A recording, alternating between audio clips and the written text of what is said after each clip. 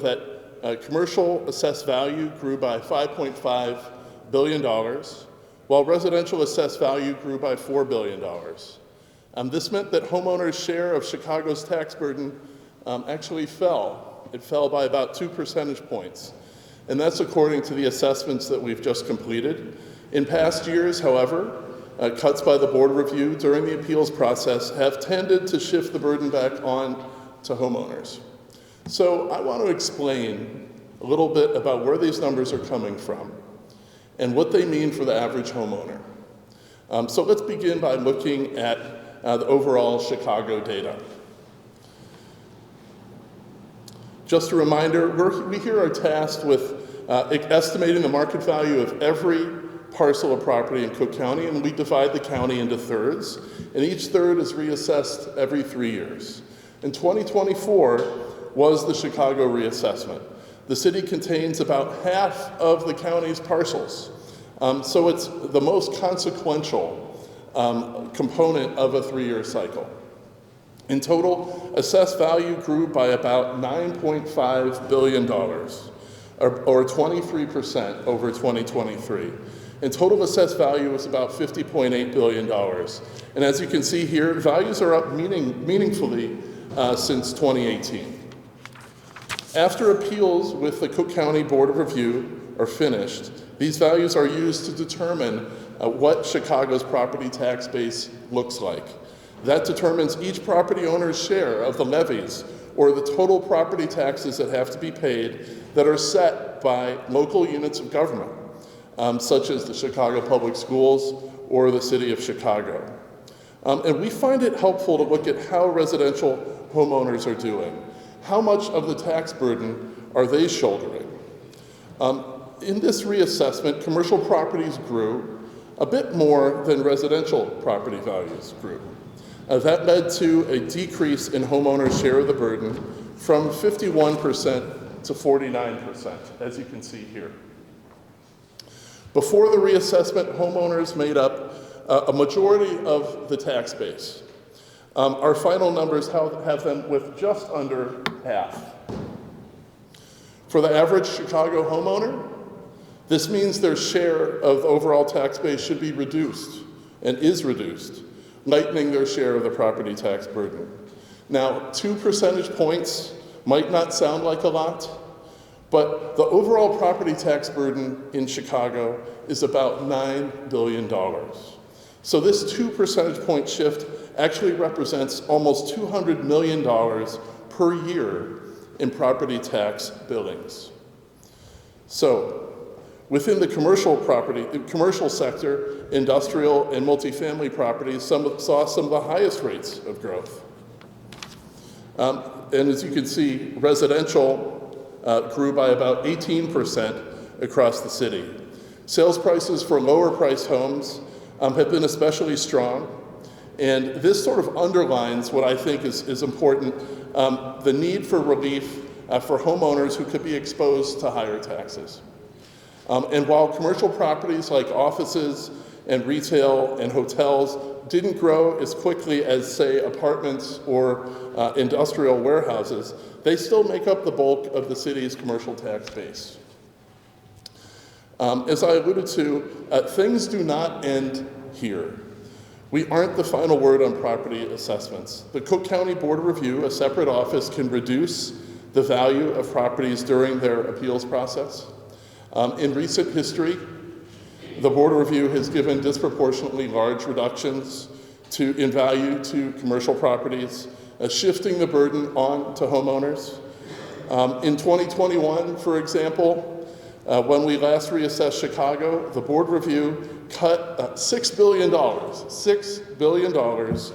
in assessed value from commercial properties. And the result was that homeowners ended up with more of the tax burden than they'd even started with before the reassessment.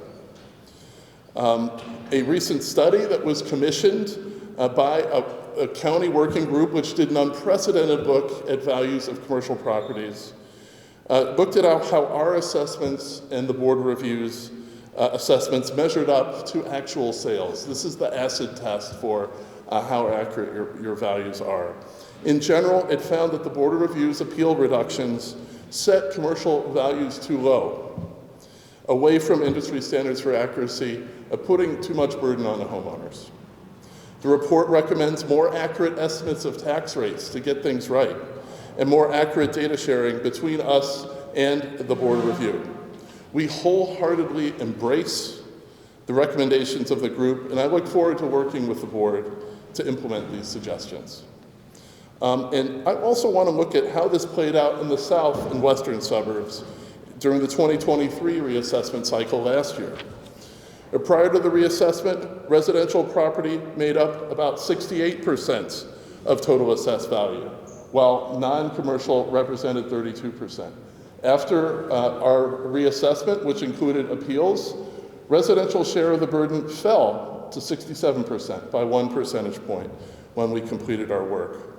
But following appeals at the Board of Review, the residential share of total assessed value rose to 71%, up 4 percentage points.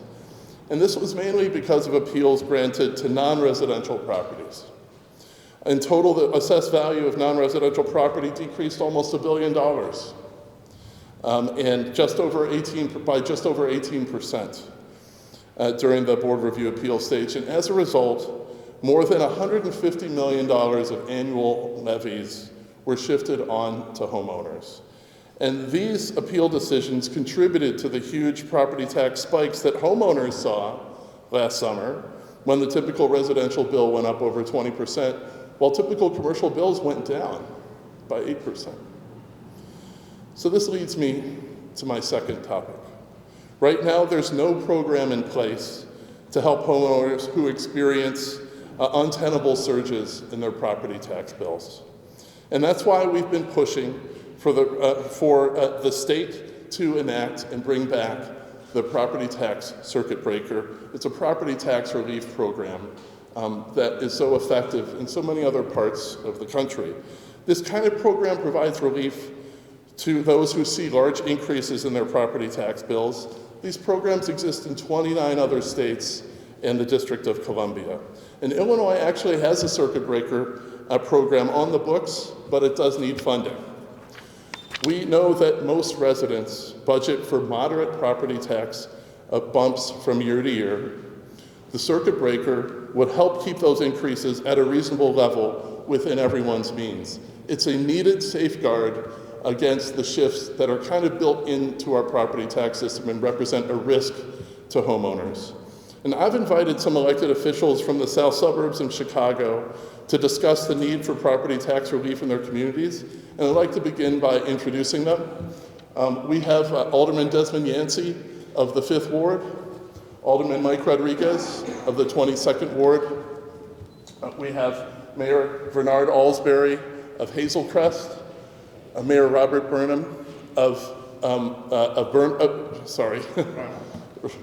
Robert Polk of Burnham, and we have Mayor Fitzgerald of Dixmoor.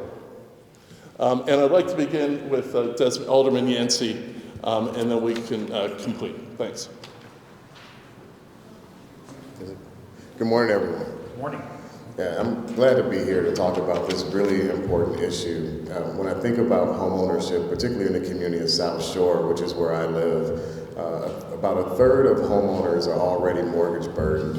And when we look at the increase in property taxes, we've got an aging population and we've got aging housing stock. It's really important that we figure out ways to keep homeowners in their communities.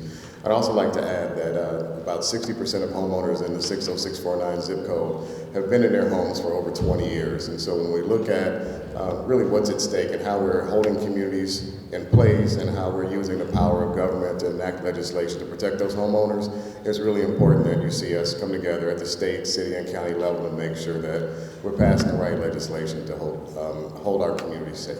Thank you. Now I'd like to turn it over to Alderman Mike Rodriguez from the 22nd Ward. Thank you so much, Alderperson Yancey, and it's a great pleasure to be here with our Cook County Assessor, Fritz Kagi, who's been on the vanguard of the work in bringing down the reliance of property taxes on working class residents across the country. Assessor Kagi, your work is being recognized as a best practice, and I'm proud to stand with you today, given that my residents of the 22nd Ward, who occupy the neighborhoods of Little Village, North Lawndale, parts of Vidham Park, LeClairehurst, and Sleepy Hollow on the southwest side of Chicago, they are getting hit hard. They're getting hit disproportionately by increasing property taxes that are as a result of what is going on with wealthy property tax owners being able to decrease their tax burden at the expense of working class people who reside in Alderman Yancey's ward, in my ward, in the south suburbs, as my colleagues, my great colleagues from the south suburbs, who are really doing God's work in an area of our county that is so very vital and important to the vibrancy of our region. You know, when I think about property taxes and their impact on working class people, I think of one word, and that is instability. My residents, the working class residents of our communities, need stability so that they are not driven from their homes. We see just east of my ward significant displacements and, yes, gentrification happening. We want to be on the vanguard of preservation in my community, preservation in the city of Chicago, to making sure that black and brown and working class white individuals have a place to stay and are stable in our great city of Chicago. We have a major affordable housing development in the LeClairehurst area. That's the type of development that needs stability. We need a circuit breaker program, circuit breaker legislation that Assessor Kagi is championing, and I stand with you in championing this legislation that'll lead to real property tax relief for our residents who are getting hurt the most. Upon reading this legislation and talking with the assessor, I understand that those that are receiving tax increases year over year of over 25% will get as much as half of their tax burden relief with this program. That sounds good to me. That sounds good to my neighbors, and that sounds good to everyday working class people that I represent, to make sure that they have stability in their homes. Brevemente en español, creo que hay en español también, lo digo en español brevemente. Estamos abogando hoy día con el asesor, el fiscal del condado, para abogar para la gente trabajadora que los impuestos de propiedades han subido tanto de un año a otro, de que ellos también reciben un apoyo financiero del gobierno. Y eso es lo que está haciendo el fiscal, el asesor del condado, Fritz Kagi, y también que yo apoyo ese rebate a nuestra gente, que pueden ser más estable sus impuestos y también sus chances de seguir viviendo en sus hogares. I don't know who's next, but I'm going to leave it to Cook County Assessor to bring the next person up. Probably someone from the great south suburbs. Okay.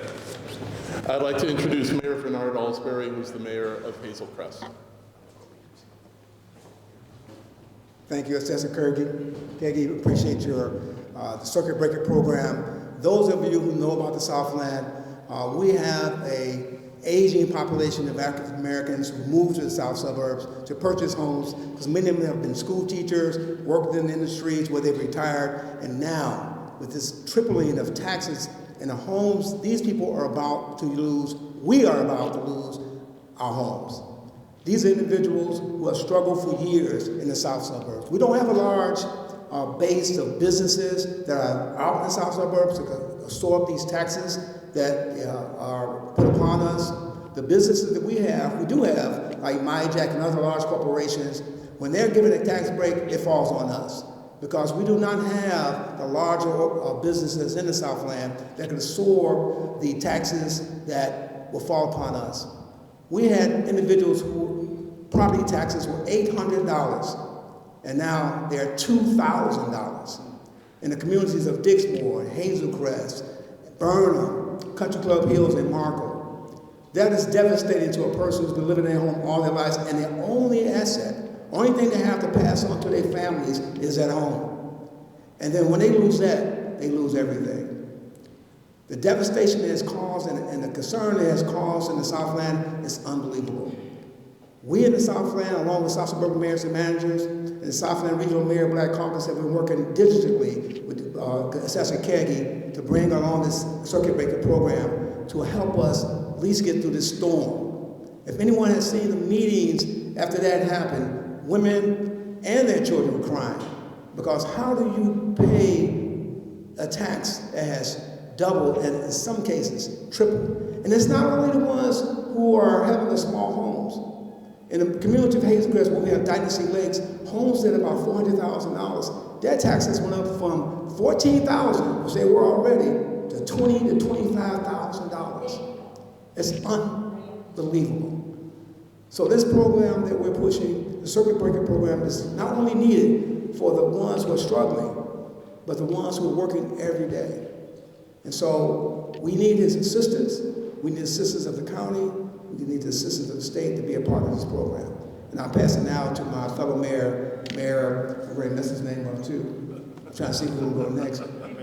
Mayor Paul from the city of Burma. Thank you, Mayor Asbury, and good morning to everyone.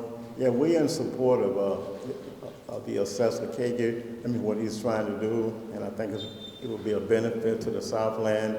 And so we're going to ask our state legislators, as well as our senators and all of them to work with the assessor.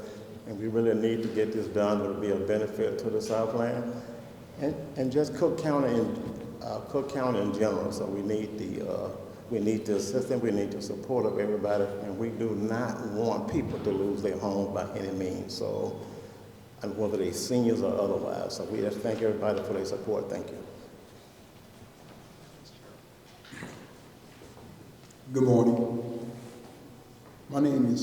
I'm Fitzgerald Roberts with the village of Dixmoor. Dixmoor has experienced a great deal. First of all, with our water situation. Our people, it was rough. It's very rough. To go a month without water is, you can't imagine what we went through. But God brought us through.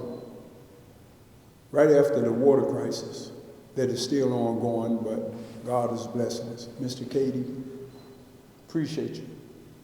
He came out to Dixmoor and was talking to me and my assistant concerning this tax issue that we're having now. Our seniors is having it very hard. We have seniors that's been in Dixmoor all their life. Our town is probably about 75% seniors who's on a fixed income, who cannot afford the high taxes. Again, taxes for my seniors who was getting a tax break went from like $800 to pretty much $3,000.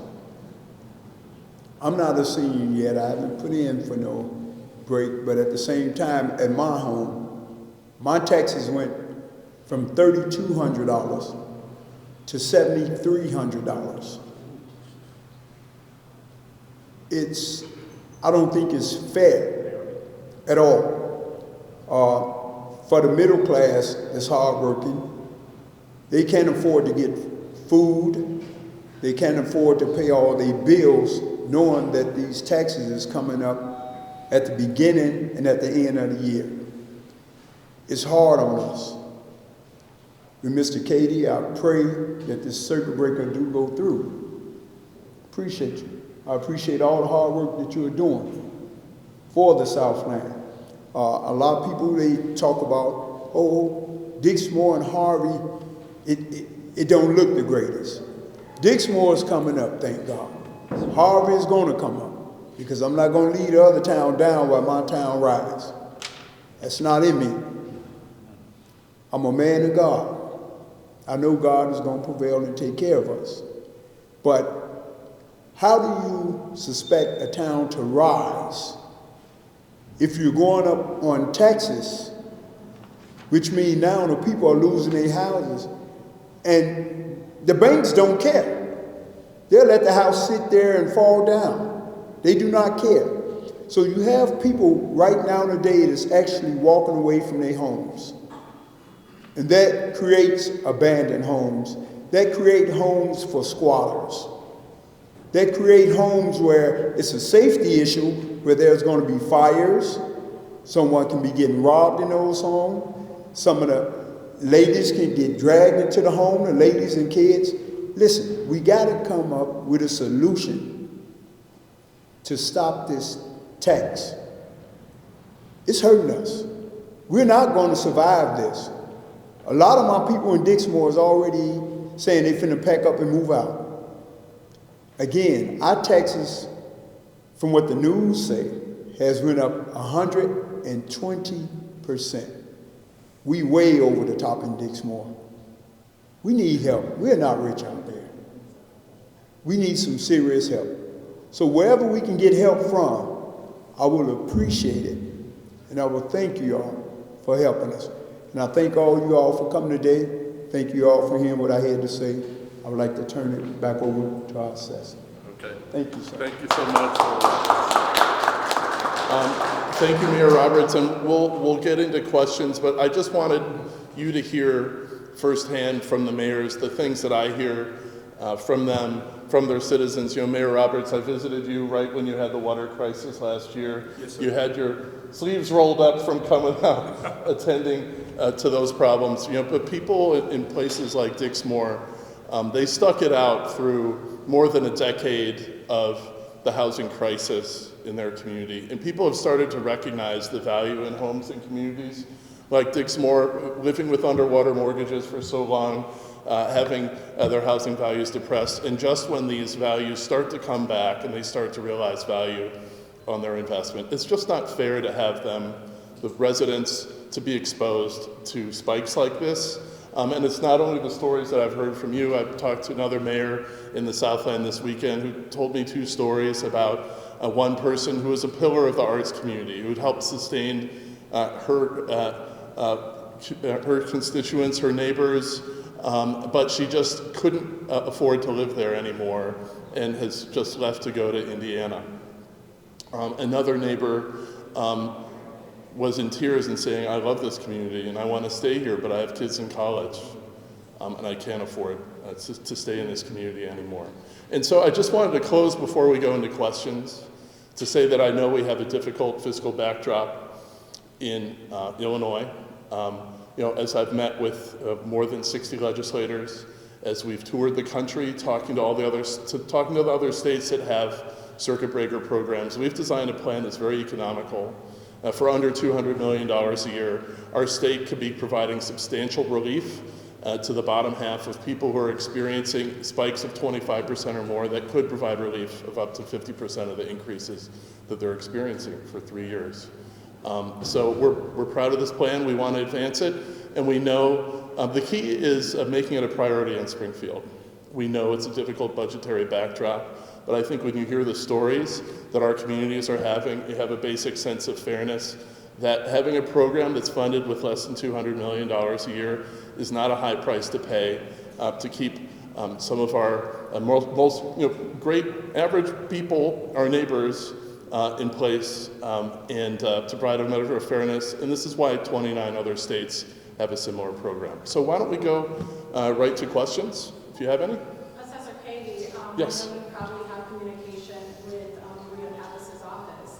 Do you know how many people currently from the past tax year are delinquent on their taxes right now? I don't have an exact number, but I know that Treasurer Pappas has published a report saying that there's an increase in delinquency since the tax bills came out in 2024. And I'd like to add that a circuit breaker program goes right to the heart of this problem too, because the circuit breaker program will be funded by the state and others who contribute to it, and the money would flow directly to taxing bodies on behalf of the taxpayers, and so it would help with their collection rates. I know some of our mayors here, they sometimes have issues with collection rates, and having a jolt of adrenaline like a circuit breaker program would have to collection rates would help everyone and would help the stability of their own financial needs. Can you talk about how the program would work? I'm delinquent with my taxes. What happens? I want this money. What we envision is the relief would be delivered on your second installment tax bill. So that you would calculate the increase that happened in your tax bill, and that relief would be delivered to you on your second installment bill, funded by the funders of the circuit breaker program and credited on the taxpayer's behalf to the taxing body. So I want to be clear, this is not a bailout for taxing bodies. This is not intended to provide cover for increases in levies. This is for people whose bills have spiked 25% or more, well above and beyond any change in levies. And these are the kinds of things that are just beyond an individual's control. If housing values are rising around them, or if tax bases are shifting in their community, or if gentrification is taking place, or if they've fallen off the senior freeze, this is when this kind of relief is needed, and we think it would significantly reduce delinquency. Assessor Katie, there's been talk of, office and hotel owners saying their properties seem overvalued in the wake of the pandemic. Can you respond to that or explain the thought process there too? Sure. I think it's always important to differentiate between different categories of property and even within individual categories. A great example is an office. There are really two different stories going on here. Of course, the larger story is that we do have a structural change in the demand for office space. We see it all around us here downtown. Fewer people are coming downtown, even in some of the more thriving urban centers in Texas. They're only about 70% back from where they were before the pandemic. So that's a structural change. But then if you look at the stock of office buildings in downtown Chicago, the higher end, the trophy buildings, the A-class buildings are holding up pretty well. Their occupancy rates are high. Their lease rates are not changing. And so these buildings, which are really that constitute the bulk of the assessed value base for office buildings downtown, they're holding up better. It's the Class B and C office buildings that are struggling. And in our reassessment, we acknowledge that. We dropped assessments of by 40% or more for the Class B and C office buildings. But nonetheless, we still have an assessed value base growing in commercial because of other things that are good that are going on in Chicago. And a hotel is a great example. Hotels are a great example. The revenue per available room of hotels on higher end hotels in Chicago is above where it was before the pandemic. Trade sources show that margins are also expected to be higher in 2024 than they were before the pandemic. So each room is more profitable. Now, of course, for every hotel, it's a different story.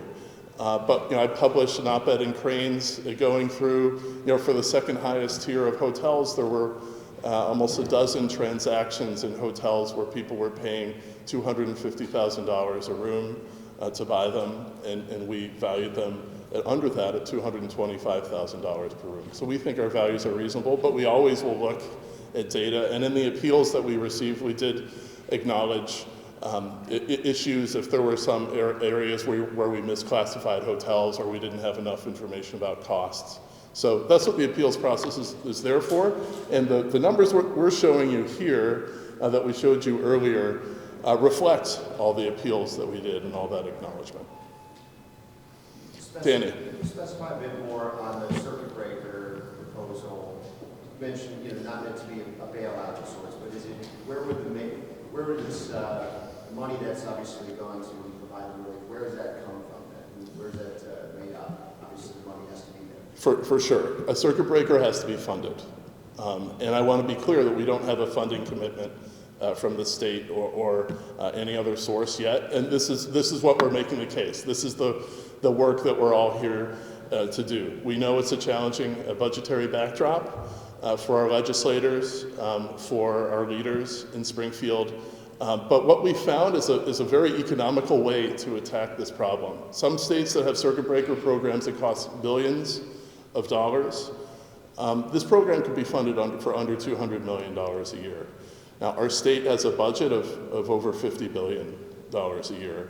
We used to have a circuit breaker program that was funded at over $80 million at one point in the early 2000s.